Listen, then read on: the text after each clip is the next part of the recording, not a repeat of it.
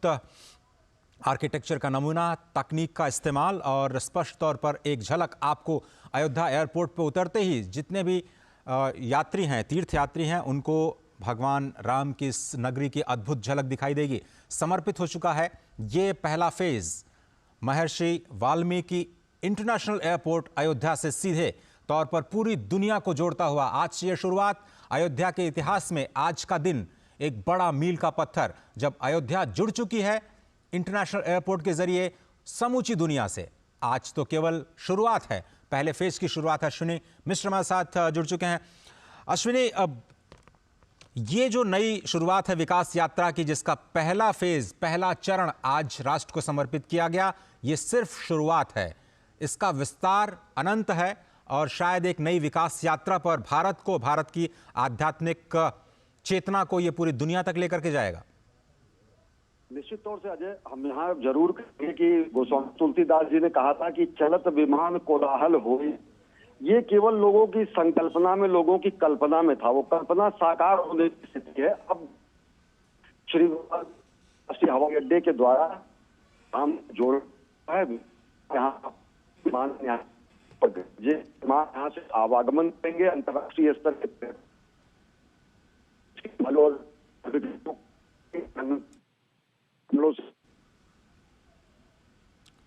अश्विनी, आपकी आवाज मिलने में हमें थोड़ी सी दिक्कत हो रही है, हम आपसे संपर्क फिर से करने का प्रयास करते हैं। लेकिन आपको पता है कि ये जो नया एयरपोर्ट है उत्तर भारत की नागर शैली में बनाया गया है। गुजरात के स्पेशल आर्किटेक्ट टीम के द्वारा इसका निर्माण किया गया है। अद्भुत संरचना इसकी, 7 शिखरों वाला ये एयरपोर्ट इस वक्त आप देख रहे हैं।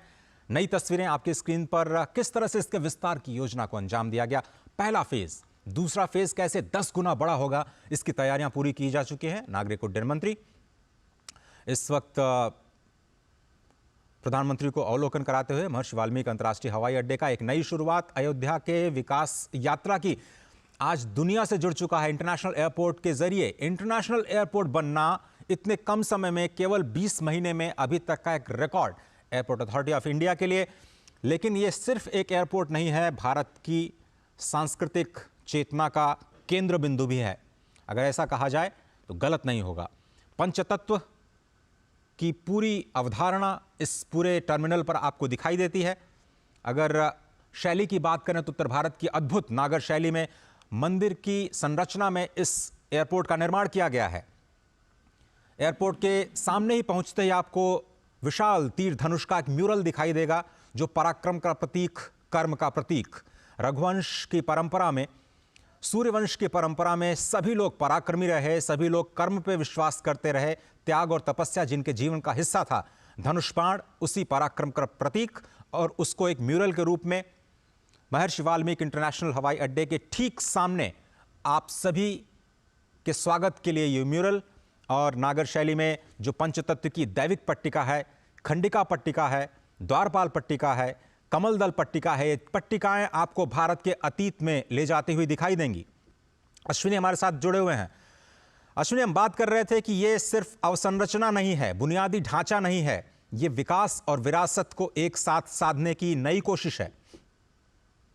तौर से अजय, अगर देखें तो मैं कह रहा था कि गोस्वामी तुलसीदास जी ने रामचरितमानस में लिखा था कि जब पुष्पक विमान से भगवान श्री राम अयोध्या की तरफ प्रस्थान किए और कहा गया कि चलत विमान कोलाहल होई, वो कल्पना आज फलीभूत हुई है, साकार हुई है। विमानतल का अंतर्राष्ट्रीय हवाई अड्डे का लोकार्पण किया गया है प्रधानमंत्री नरेंद्र मोदी के करकमलों से। अयोध्या धाम आज अंतर्राष्ट्रीय मानचित्र पर, विमानन के मानचित्र पर अंकित हो चुका है, जो कि अयोध्या की गरिमा में एक कहीं ना कहीं अयोध्या के किरीट में एक मणिक समान है, एक मुकुट में कहीं ना कहीं एक रत्न के समान है। और ये अंतर्राष्ट्रीय स्तर के पर्यटकों को, देश भर के श्रद्धालुओं को, सनातन धर्मावलंबियों को एक सुगम आवागमन का साधन तो होगा ही।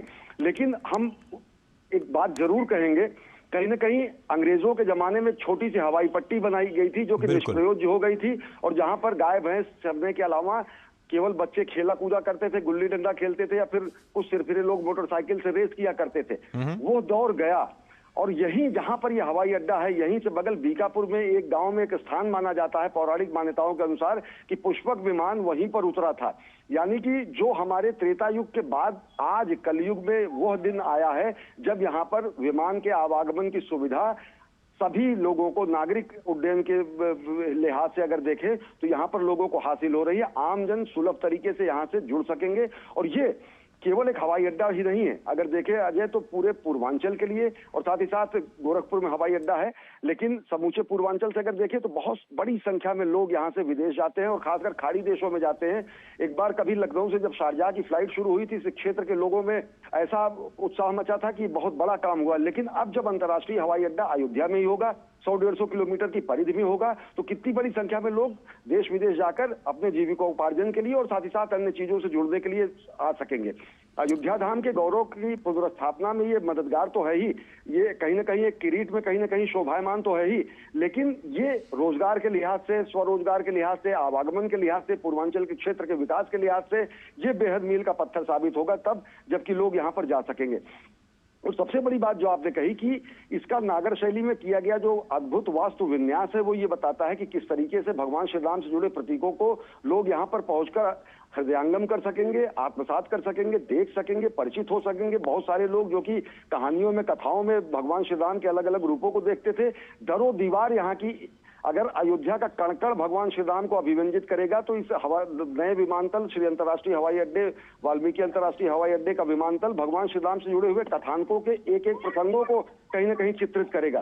तो निश्चित तौर से भगवान श्री राम के चाहे वो प्रसंग, चाहे वो शबरी से जुड़े प्रसंग हो, चाहे भगवान वाल्मीकि महान संत शिरोमणि वाल्मीकि द्वारा रामायण की रचना की हो, और सबसे बड़ी बात तो ये कि कार्यांजलि है ऐसे महापुरुषों को जो कहीं ना कहीं नेपथ्य में डाल दिए गए थे। आज अयोध्या का वैराग्य और वैधव्य दोनों कहीं ना कहीं समाप्त हुआ और नई विकसित सुसज्जित श्रृंगारित अयोध्या दुनिया के सामने आ रही है, जो स्पष्ट करती है कि किस तरीके से हमारे सांस्कृतिक गौरव की पुनर्स्थापना के साथ साथ अयोध्या की आध्यात्मिकता को सजोकर अयोध्या को नया आधुनिक कलेवर दिया जा रहा है। और उसी का प्रमाण है ये श्री वाल्मीकि अंतर्राष्ट्रीय विमानतल, जो इसका लोकार्पण प्रधानमंत्री नरेंद्र मोदी के कर कमलों से किया गया है, जो कि आवागमन के लिहाज से और सांस्कृतिक वैभव के लिहाज से दुनिया को चकित कर देने के लिए पर्याप्त है। अजय, बिल्कुल सही कहा आपने। और ये जो महर्षि वाल्मीकि अंतर्राष्ट्रीय हवाई अड्डा है उसकी कुछ खासियतें मैं दर्शकों तक पहुंचा दूं। आर्किटेक्ट डिजाइन की बात करें तो इसको 4 स्टार रेटिंग दी गई है, one of the top ratings कही जा सकती है आर्किटेक्ट डिजाइन के लिए। ये पूरी की पूरी बिल्डिंग कार्बन न्यूट्रल है, यानी यहां पर जो तकनीक का इस्तेमाल किया गया है, प्रदूषण बिल्कुल जीरो के बराबर, जो लगातार जीरो वेस्ट की बात करते रहे हैं प्रधानमंत्री नरेंद्र मोदी, इस पूरी डिजाइन में, इस पूरे निर्माण में कार्बन न्यूट्रल रहने की कोशिश की गई, यानी प्रदूषण इससे पूरे निर्माण कार्य से बिल्कुल नहीं हुआ। पूरे 20 महीनों में इस बात का ख्याल रखा गया। जीआरसी जो कि ग्लास फाइबर रेनफोर्स कंक्रीट होता है, जो पत्थरों को रिप्लेस करता है, अगर आप पत्थरों को काट करके निर्माण करते हैं तो उसमें प्रदूषण की संभावना बहुत ज़्यादा होती है। और आप जानते हैं दिल्ली जैसे महानगरों में निर्माण कार्य पर रोक इसलिए लगी क्योंकि जो इंडेक्स है पीएमआई को बहुत ज़्यादा बढ़ जाता है निर्माण कार्यों से। लेकिन ये जो नई तकनीक है जिसको आप कहते हैं GRC glass fibre reinforce concrete, इसका इस्तेमाल करके आपको लुक तो पत्थरों का दिया गया लेकिन इसको बिल्कुल प्रदूषण मुक्त रखा गया। इसको साथ ही साथ पूरी बिल्डिंग को ग्रीन बिल्डिंग के तौर पर विकसित किया गया है। और फर्स्ट फेज जिस तरह से हम कह रहे हैं कि सेकंड फेज में इसको 10 गुना बढ़ाया जाएगा। कुछ तस्वीरें आप देख रहे हैं जिसका जिक्र अश्विनी जी ने भी किया कि संपूर्ण रामायण को यहाँ पर म्यूरल्स के जरिए दिखाने की जो कोशिश है, इसके साथ साथ मधुबनी पेंटिंग के जरिए ये जो सारी की सारी सांस्कृतिक विरासत है हमारी, पूरी दुनिया तक लोगों को पहुंचाने की, और एक नए कलेवर में जो ये बन करके तैयार हुआ है जिसमें राम दरबार 3 फ्लोर पर बनाया गया है।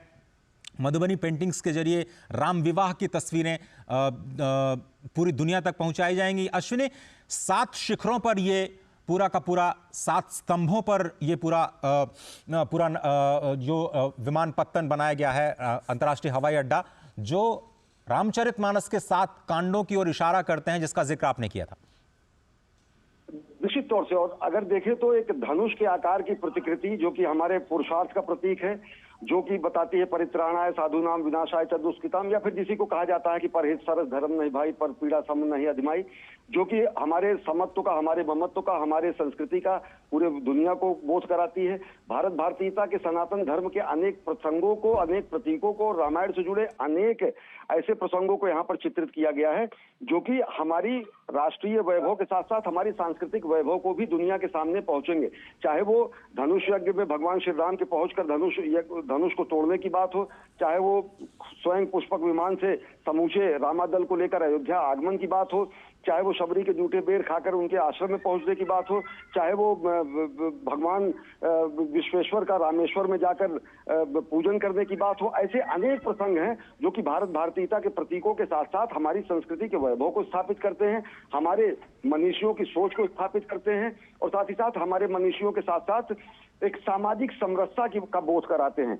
अगर शबरी के प्रसंग को देखें, केवट के प्रसंग को देखें, जहां पर केवट जो है भगवान को नाव की उतराई के लिए तैयार नहीं होते और वो कहते हैं कि हम आपको नाव में नहीं बैठाएंगे, चाहे वो अहिल्या उद्धार की बात करें, चाहे वो शबरी के जूठे बेर खाने की बात करें, तो भगवान श्री राम का व्यक्तित्व तो कहीं ना कहीं समत्व, ममत्व और विश्व बंधुत्व के लिए ऐसा समर्पित व्यक्तित्व था जो कि पुरुषोत्तम के रूप में पूरी दुनिया में जाना गया। और निश्चित तौर से मैं बार बार ये कहूंगा कि त्रेता युग के बाद आज वो क्षण आया है जब यहाँ पर विमान के कोलाहल सुनाई पड़ेंगे।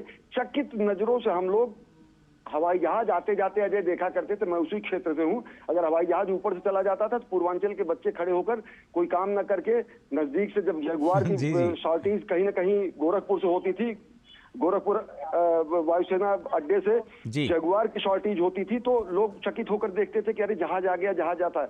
गुम्मी जहाज जिसको कहते हैं, जो एक सफेद रेखा छोड़ती हुई चली जाती थी, उसको हम लोग बचपन में निहारा करते थे तब तक जब तक वो ओझल नहीं हो सकती थी। तो आप सोच सकते हैं कि अगर हम अपनी आंखों से विमान को वहां पर उतरते हुए आते जाते हुए देखेंगे तो उस समूचे क्षेत्र के लिए कितना ज्यादा ये गौरव का बात होगा। गौरव के साथ साथ आर्थिक उन्नयन की बात होगा, नए अवसर खुलेंगे, नए संभावनाएं खुलेंगी, युवाओं में नया उत्साह भी आएगा। अश्विनी जी, अब तो ऐसा लग रहा है कि जब नया घाट के साथ में जो हवाई पट्टी, जो हेलीपैड बनाया गया है, वहां से तो आप आराम से हेलीकॉप्टर पे बैठ करके 3000 रुपए में संपूर्ण अयोध्या की परिक्रमा भी कर सकते हैं।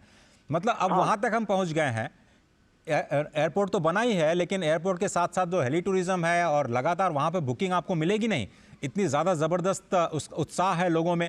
जो आप जिक्र कर रहे थे कि बचपन में उड़ते हुए जहाज़ों को देख करके जो कौतूहल हुआ करता था, आज आम जनता की पहुंच में ये सारी सुविधाएं आ रही हैं। ये विकसित होते भारत की एक नई पहचान है, नए भारत की नई पहचान है। लेकिन फिर से मैं आप सभी को ये बताना चाहता हूँ कि ये नया अंतर्राष्ट्रीय हवाई अड्डा जो कि अयोध्या में बनाया गया है, और अब तो 6 और या फिर ज़्यादा हवाई अड्डे, अंतर्राष्ट्रीय हवाई अड्डे उत्तर प्रदेश में हो चुके हैं।